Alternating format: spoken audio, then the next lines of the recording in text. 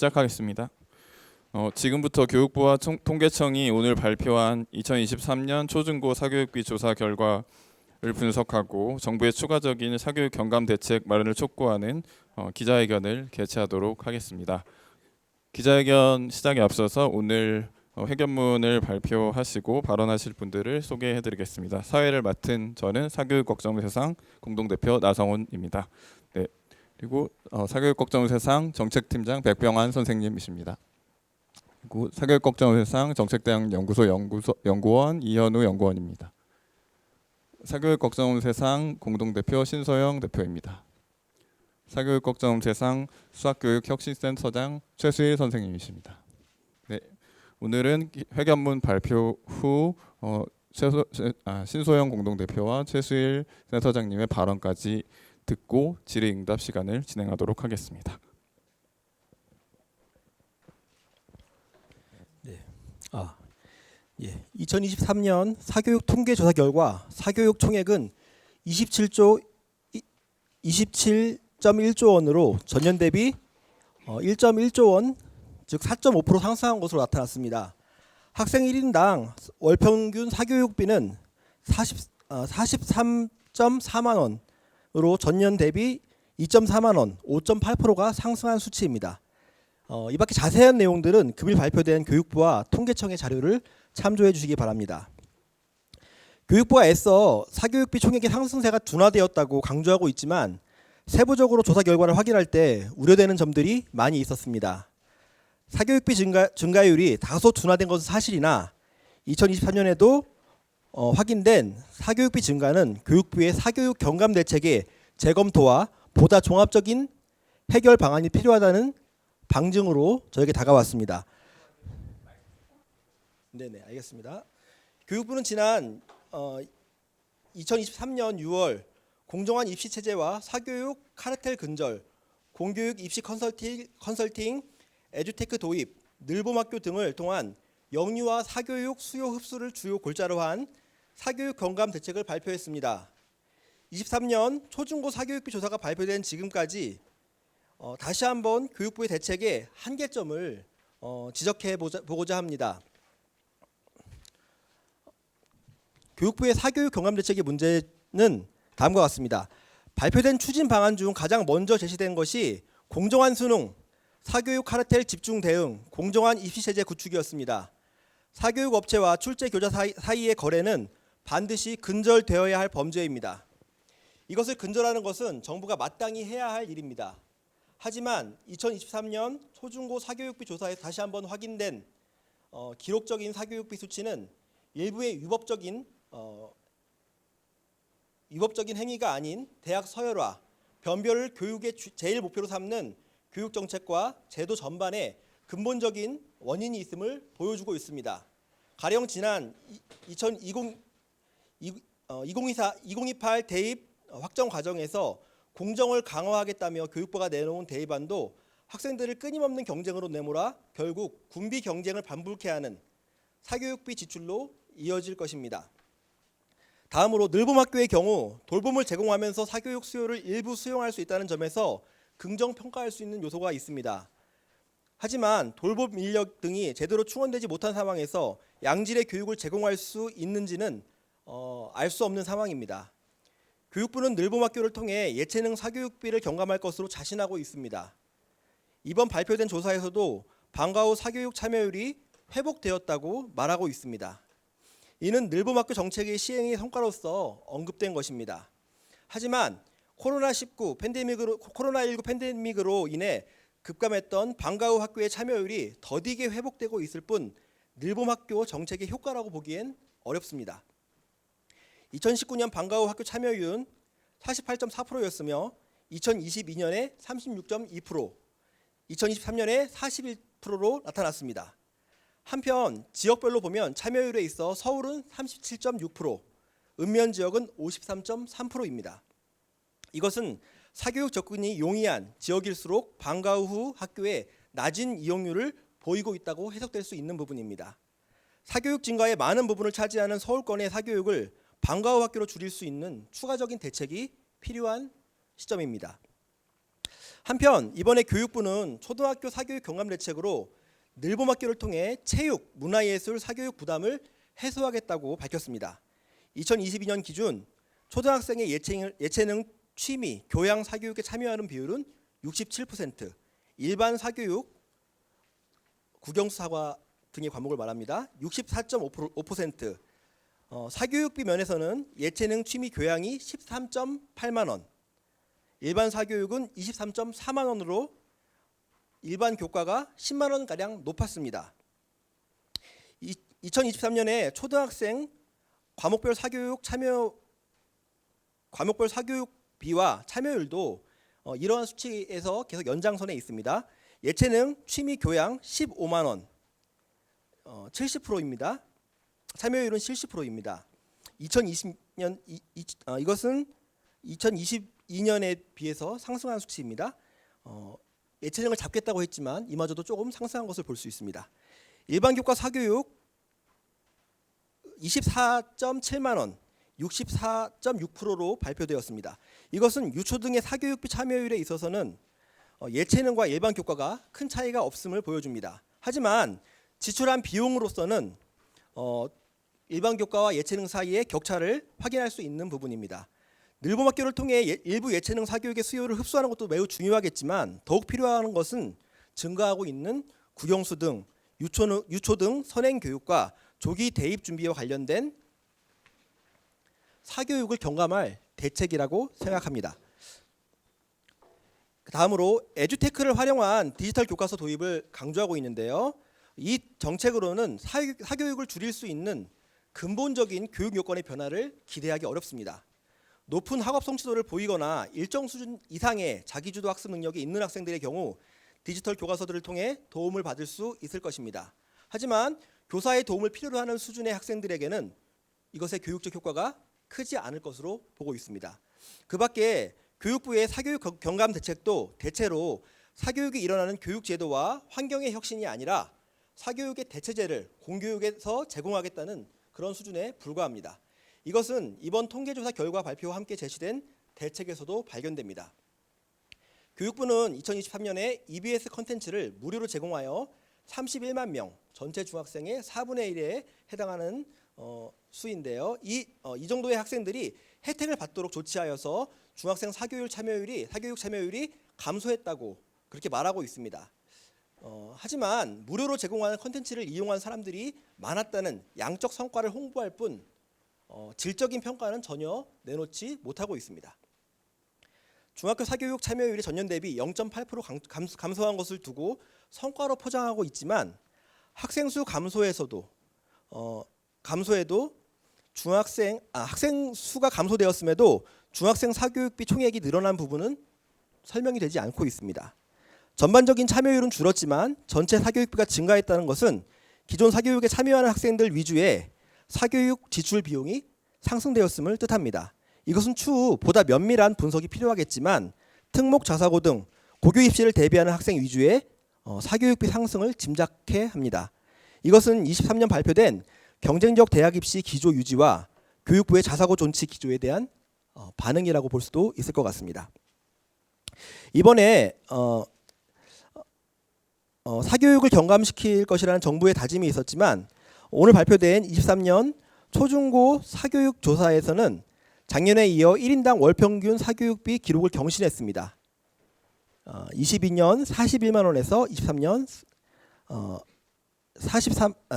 43.4만 원으로 상승했습니다. 참여 학생 기준으로는 23년 51만 8천 원으로 전년 대비 5.7%가 상승한 것입니다. 교육부가 사교육비 상승률이 다소 둔화된 것을 홍보하고 있지만 사교육비 총액은 27조 1천억 원으로 전년 대비 1조 2천억 원이나 증가했습니다. 사교육비 상승률이 다소 둔화되었다는 발표는 물가 상승과 경기 침체로 어려워진 경제 상황 속에 학부모들이 받는 한계 상황을 보여줄 뿐입니다. 마른 오징어도 쥐어짜면 물이 나온다는 그런 시쳇말이 있습니다. 학부모들이 상승률이 둔화되었다는 것은 어떤 한계 상황에 이르렀다는 하나의 지표이지 이것이 어떤 성과로서 그렇게 보기 어렵다는 부분을 말씀드린 것입니다. 네, 교육부는 조급한 성과를 홍보하기에 앞서서 스스로 추진하고 있는 교육 정책이 사교육 경감 목표와 상충되고 있지 않는지를 냉정하게 검토해야 할 것입니다. 다음으로는 보완 대책에 대해서 말씀드리겠습니다. 보완 대책에 대해서 말씀드리겠습니다. 보완 대책 하나, 과열된 경쟁과 사교육비 증가를 유발하는 대입제도 및 평가 개편. 교육부는 수능 선택 과목 폐지와 상대평가 유지를 골자로 한 2028 대입 개편안을 내놓았습니다. 끝없는 경쟁으로 학생들을 내모는 상대평가가 폐지되고 절대평가가 확대되면 사교육비 경감의 물꼬가 트일 것으로 기대되었습니다. 그러나 교육부는 2028 대입안을 확정하면서 절대평가의 상대평가 등급을 변기하기로 결정했고, 상대평가의 범위를 극소수 융합 선택만을 제외하고 전 과목으로 확대했습니다. 이러한 2028 대입안은 도입이 예고된 고교학점제와 절대평가 도입이 가는 의미를 퇴색시켰습니다. 사교육 걱정이 2022년 4월 강북구 의원실과 함께 전국의 고등학생, 교원, 학부모 총 8,088명을 대상으로 학교 수학시험의 문제점과 그 해결 방안에 대한 설문조사를 실시한 결과 고등학생의 76.2%가 시험 문제가 수업 시간에 배운 내용보다 과도하게 어렵다고 답했고, 교사의 64.4%가 변별 때문에 가르친 내용보다 더 어려운 내용을 출제하게 된다고 대답했습니다. 또한 학교 수학시험 대비에 사교육이 도움이 되는지 묻는 질문에 고등학생 90.5%, 학부모 90.7%, 수학교사 68.6%가 그렇다고 답했습니다. 이 결과는 공정을 앞세운 변별력 강화가 교실과 사교육에 일으키는 부작용을 보여주는 것입니다. 변별을 강화하기 위한 상대평가 확대 정책은 사교육 경감을 원하는 학생, 학부모 및 교사 등의 요구에 정면으로 역행하는 정책입니다. 사교육비 총액 27.1조 원, 1인당 사교육비 43.4만 원이라는 수치는 수십 년간의 경쟁 교육이 만들어낸 결과임이 틀림없습니다. 교육부는 대입안을 결정할 때 오랜 경쟁교육 체제가 만든 기록적 사교육비를 경감하는 것을 최우선 과제로 삼아야 합니다. 2028학년도 대입안의 과도한 경쟁과 사교육 유발 요소를 분석한 후 2029학년도 대입부터 단계별 완화 방안을 마련해야 합니다. 2028 대입 결정 과정에서 후일로 미루었던 절대평가 도입의 로드맵을 제시해야 할 것입니다. 보완 대책 2. 고교 사유화를 유발하는 사교육 등의 재지정 평가 내실 운영. 매년 발표되는 초중고 사교육비 조사 가운데 진학 희망 고등학교 유형별 사교육비는 사교육 걱정이 23년 12월에 강북구 의원실과 공동으로 실시한 2023 희망 고교 유형별 사교육비 조사 결과에 비교해 볼 때 과소 집계된 것으로 볼 부분이 많았습니다. 하지만 교육부와 통계청의 조사만으로 특목, 자사고 등의 고교 유형에 진학하기 위한 사교육비 지출과 참여율이 일반 고교를 희망하는 경우보다 높다는 것을 확인할 수 있었습니다. 심지어 초등학생의 경우에도 어떤 유형의 고교에 진학하기를 원하는지에 따라 사교육비 참여율에 있어서 격차를 보였습니다. 이런 수치가 이미 수년 전부터 확인되고 있음에도 교육부는 교육의 다양성을 확대한다는 이유로 자사고 등을 존치 않은 결정을 내렸습니다. 사교육 경감을 위한 교육부 대책의 진정성을 의심할 수밖에 없습니다. 오늘 사교육비 통계로 다시 한번 특정 고교 유형과 사교육비 상승의 연관성이 확인된 바 고교 유형 다양화 정책의 전면적 재고 및 고교 사회화가 초래하는 사교육비에 대한 대책 마련이 시급합니다. 대입 경쟁도 모자라 고등학교 입시 준비를 위해 초등학생 때부터 선행 위주의 사교육을 받아야 하는 상황을 방치한다면 오늘 확인된 사교육비 증가 추세를 막을 방법이 없음을 기억해야 합니다. 자율형 사립고가 다양한 교육과정이라는 설립 취지에서 벗어나 입시교육을 위한 특권적 기관처럼 운영되고 있는지 점검해야 합니다. 이를 위해 자사고의 재지정 평가 지표에서 교육과정 편성과 운영 평가 항목을 구체화해야 합니다. 한편 자기주도 학습 전형 등 사교육을 부분적으로나마 완화할 수 있는 전형의 운영 여부를 재지정 평가표에 배치하거나 고등학교 입학 전형 영양 평가를 체계화하는 등 고입 대비 사교육이 완화될 수 있는 대책도 함께 마련해야 합니다. 보완 대책 셋. 사교육비 부담 경감을 위한 실효성 있는 법과 제도 구축. 2023년 물가 상승률은 3.9%라는 가파른 상승을 보였습니다. 하지만 사교육비 상승률은 3.9%인 물가 상승률을 크게 상회합니다. 이러한 상승률에 과도한 교습비 책정이 배경이 되고 있는지 확인할 필요가 있습니다. 교육청이 무분별한 사교육비 인상을 막기 위해 정한 교습 단가를 학원의 요구대로 쉽게 상향하는 것이 드러난 바 있습니다. 또한 일부 학원 강사들의 커뮤니티에는 수업 시간을 허위로 늘리는 방법 등이 공유되고 있다고 언론 보도가 된 바가 있습니다. 자습 시간을 끼워 넣거나 모의고사 및 특강 등으로 수업 시간을 늘리는 꼼수가 공유되고 있는 것입니다. 정부는 교습비 조정 기준 인상 조치 시 민생에 가해질 부담을 최우선적으로 고려해야 하며 변칙적으로 교습 비용을 늘리는 수법을 규제할 관련 대책들을 내놓아야 합니다.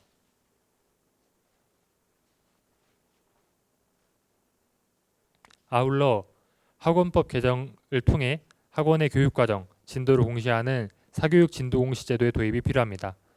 이것은 사교육에서 이루어지는 과도한 선행교육을 관리, 감독할 토대를 마련하는 한편 학업 보충을 위해 사교육을 받기 원하는 학생과 학부모가 합리적인 선택과 지출할 수 있도록 도울 것입니다. 이 밖에도 선행교육규제법의 개정을 통해 킬러 문항, 즉 교육과정을 벗어나는 수능의 출제 관행을 막고 그간의 공교육 중심으로 이루어졌던 선행교육 규제 범위를 사교육까지 적용될 수 있도록 확대해야 합니다. 보완 대책 4. 대학 서열화 해소를 위한 정책 협의체를 마련할 것. 사교육비가 증가하는 것에는 여러 가지 원인이 복합적으로 작용합니다. 앞서 언급한 사교육 경감을 위한 보완 대책 외에도 대학 서열화 해소와 전공 직업 간 임금 격차 등의 사회 전반에 걸친 근원적인 해법이 모색되어야 합니다. 하지만 교육 정책으로 접근할 수 있는 게 없지는 않습니다. 교육부의 24년 신년 추진 계획에서도 지역 소멸을 해소하기 위한 대책들이 포함되어 있으며 최근 총선을 앞두고 정당들이 대학 서열화를 해소하고 고등교육의 질을 높일 방안들을 제시하고 있습니다.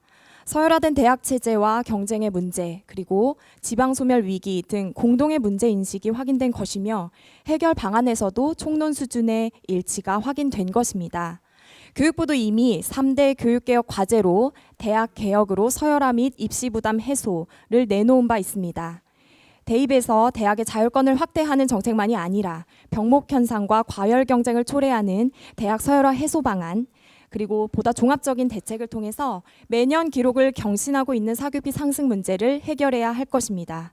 서울대 10개 만들기나 사교육 걱정 없는 세상이 제시하는 대학체제 개편안, 즉 대학 입학 보장제 등의 다양한 대학 서열화 해소 방안을 놓고 보다 나은 대안을 찾는 정책 협의체를 구성하는 일이 필요합니다. 23년 12월 한국경제인협회는 사교육비가 저출생에 미치는 영향을 분석하여 보도했습니다. 이 연구에 따르면 사교육비 1만 원이 오를 때 합계 출생률이 0.012명 감소한다고 합니다. 올해는 작년 41만 원이었던 초중고 사교육비가 43.4만 원이 되어서 2.4만 원 증가했습니다. 이런 사교육비 증가 추세라면 우리는 0.5대 혹은 그 이하의 절망적인 합계 출산율 수치를 매년 보게 될 것입니다.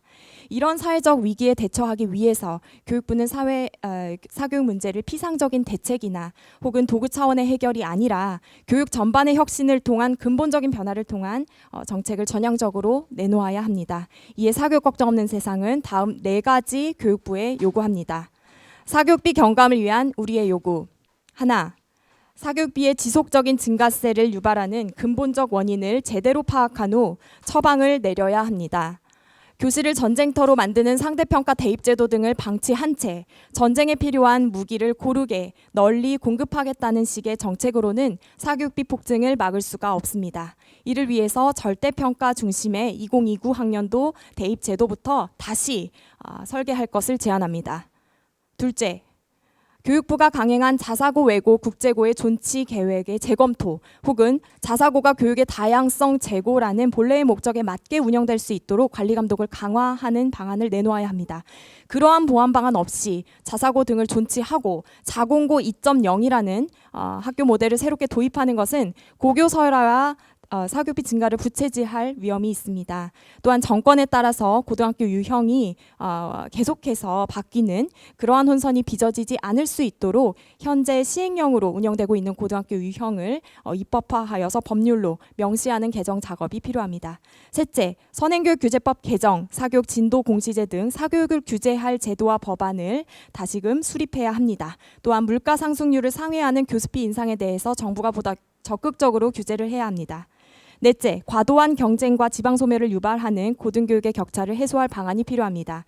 지역 대학을 거점 삼아서 산업 인프라 연계를 구축하고 지역 정주 여건을 조성하는 등의 국가 차원의 청사진이 구축되어야 현재와 같은 심각한 고교 대학 서열화 문제를 해소하고 또 대학의 수도권 쏠림, 과열된 입시 경쟁, 사교육 모두 잡을 수 있습니다.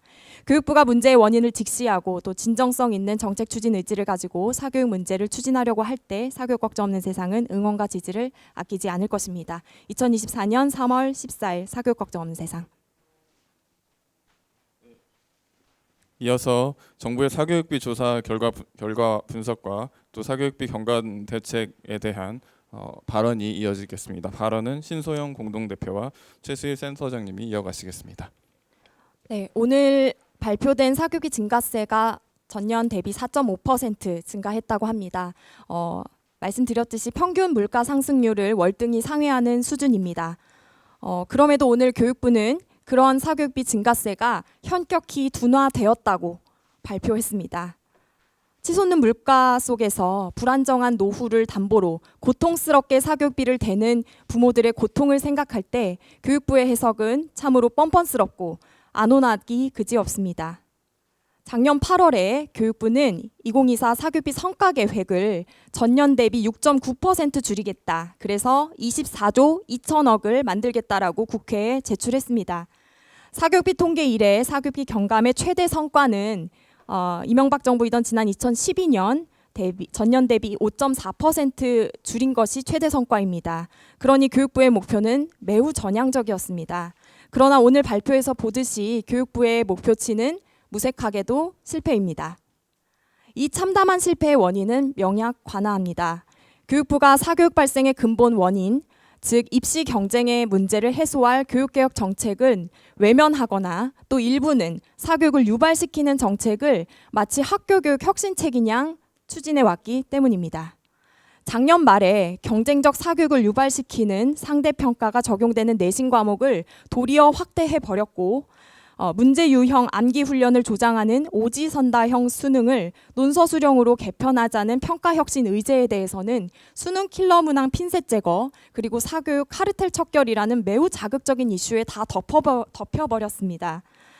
학교 간 서열화 그리고 초중등 선행 사교육을 과열시켜온 자사고 외고 국제고의 지위는 이번 정부 들어서 매우 굳건해졌습니다.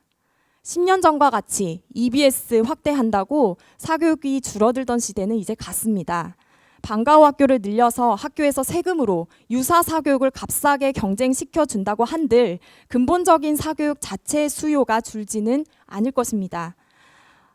아침 7시부터 오후 8시까지 13시간 운영하는 초등학교를 늘어난다고 한들 공교육 교사와 사교육 시장 간의 유착 거래를 엄중하게 국가가 단속한들 사교육이 획기적으로 줄어들리는 만무합니다. 사교육이 잦아드는 유일하고도 가장 확실한 방법은 사교육의 수요 자체를 줄이는 길입니다. 학교 교육만으로는 충분해서 사교육을 굳이 시킬 필요가 없는 그런 교육, 국민들은 그런 교육을 원합니다. 교육부의 초중고 예산 3분의 1에 달하는 막대한 재정이 매년 부모님들의 주머니에서 나가고 있는 이 첨담하고 이 기이한 사태를 정부는 보다 엄중하게 받아들이시기를 바랍니다. 부디 철진한 경쟁교육의 패러다임을 이제 그만 버리시고 이 포갑적인 입시 경쟁의 압력을 낮추는 정책 기조로 윤석열 정부가 선회하기를 진심으로 바랍니다. 고맙습니다. 오늘 통계청 자료에서는 크게 눈에 띄진 않지만 과목별 학생 1인당 월 평균 사교육비 통계 자료를 주목할 필요가 있습니다.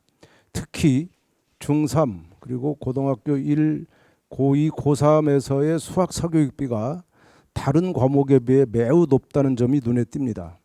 그 원인은 작년에 윤 대통령도 지적한 바 있는 수능 킬러 문항입니다. 지난 10여 년간 정부가 수능 킬러 문항 출제를 묵인하면서 학교 내신 시험에서도 킬러 문항이 출제되는 현상이 나타나고 있습니다. 이로 인해 학생들의 수학 학습 부담이 증가하고 사교육비도 증가하고 있습니다. 정부는 이 문제를 해결책으로 작년 7월 EBS 중학 프리미엄 확대 그리고 인공지능을 이용한 수준별 문제풀이 등의 대책을 발표했지만 이는 수학을 문제풀이 과목으로만 보는 근시안적인 해결책입니다. 두 가지 제안합니다. 첫째, 킬러 문항 근절 정책을 추진해야 합니다. 학교 내신 시험의 모든 문제가 교육과정을 준수하여 출제될 수 있도록 평가 과정을 철저히 검토하고 위반 사례를 엄격하게 처벌해야 합니다. 각 시도교육청은 제19 감싸기에 급급하지 않고 위반 문항을 적극적으로 적발하고 조치해야 합니다. 수능 문제도 아직 킬러 문항 출제가 근절되지 않았지만 킬러 문항이 근절되었다고 눈 가리고 아웅하고 있습니다. 변별력을 핑계로 교육과정 기준을 벗어난 문제가 여전히 출제되고 있습니다. 둘째, 공교육의 정규 수업을 강화해야 합니다. 일방 주입식 EBS 강의나 문제풀이 도움 위주의 인공지능 시스템은 문제풀이에만 주력하고 있어서 공교육의 정규 수업에서 이루어내야 할 수학의 개념적인 학습을 방해할 우려가 있습니다. 교사들의 정규 수업에서 예방적으로 학생들을 제대로 이해시키지 못하고 사후 약방문격인 방과 후에 벌어지는 교육을 통해서 치료에만 집중하겠다는 정책은 선후관계가 바뀐 것입니다. 정규 수업에서 수포자가 발생하지 않을 대책을 조속히 강구하기 바랍니다. 마지막으로 참석하신 기자님들 중에 질문이 있으시면 질문해 주시길 바랍니다.